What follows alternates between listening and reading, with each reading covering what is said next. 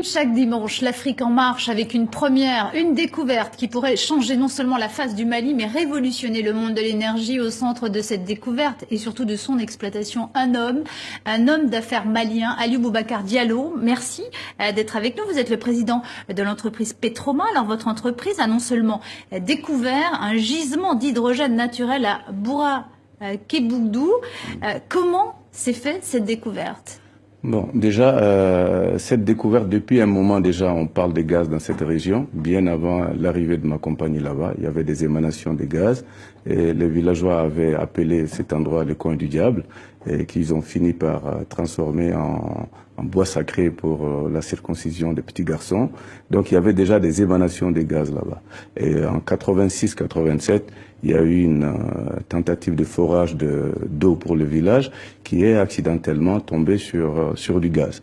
Donc nous, quand on a eu le bloc pour la recherche du gaz et du pétrole, ce que nous avons fait, c'est de faire des études géologiques et des études scientifiques pour voir l'importance du phénomène, l'importance des réserves et voir si on peut en faire une exploitation industrielle. Et justement, vous avez décidé de lancer l'exploitation et vous avez réussi à électrifier tout un village. Comment ça se passe ? On a fait, parce que quand on a fait l'analyse du gaz, on s'est rendu compte qu'il y avait presque 98 à 99% d'hydrogène, donc c'est presque de l'hydrogène pur. Beaucoup de gens commençaient à nous dire l'hydrogène c'est volatile, comment vous allez faire ? C'est une découverte. C'est une découverte qui ne sert à rien. Moi, je me suis dit non, on va essayer de produire de l'électricité sur place pour voir si, même si c'est difficile de transporter l'hydrogène, peut-être que c'est beaucoup plus facile de transporter l'électricité. Et c'est ce que nous avons réussi. Alors oui, c'est de l'électricité qui est produite sans CO2, sans émissions de carbone. Ouais. C'est non seulement de l'électricité verte, mais en plus à moindre coût. C'est ça l'intérêt. Voilà. L'avantage, c'est qu'on produit de l'électricité sans émission de CO2. Bon, et puis l'hydrogène, c'est un gaz qui a un pouvoir calorifique plus élevé que tous les gaz qu'on connaît. Donc avec une petite quantité d'hydrogène, on peut produire beaucoup d'électricité. Donc nous arriverons aujourd'hui à produire avec l'unité pilote de l'électricité sans émission de CO2 et nous avons électrifié le village de Bourakébougou. C'est une première au monde parce qu'il y a 3 grandes découvertes d'hydrogène aujourd'hui. Il y a les États-Unis, il y a la Russie et le Mali.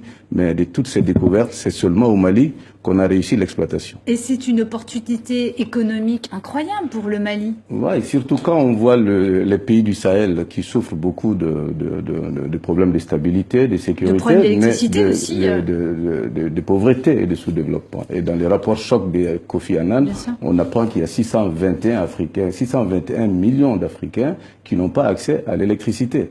Donc, et malgré le fait que l'électricité est produite aujourd'hui avec des sources polluantes, nous n'arrivons pas à électrifier tout le continent. Donc, il y a de la place. On pourrait imaginer un jour que le Mali devienne un exportateur d'électricité.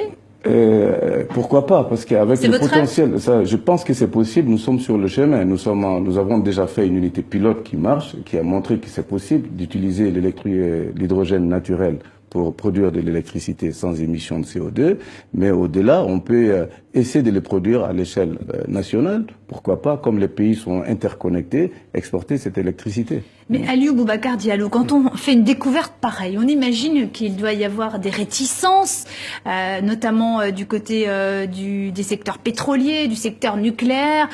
Ça doit pas être très facile de trouver des investisseurs. Vous savez, changer les business models de production d'électricité, c'est pas facile. Les gens sont habitués à des business models de production d'électricité dans lesquels schéma il n'y a pas de place pour l'hydrogène pour le moment. Mais depuis la COP21, on sait que la transition énergétique est une nécessité pour l'avenir énergétique même de l'humanité et que dans cette transition énergétique, on parle de l'éolien, on parle du solaire, mais l'hydrogène a incontestablement sa place dans ça. Parce qu'avec l'hydrogène, on peut produire de l'électricité sans émission de CO2 et on peut déplacer cette électricité aisément.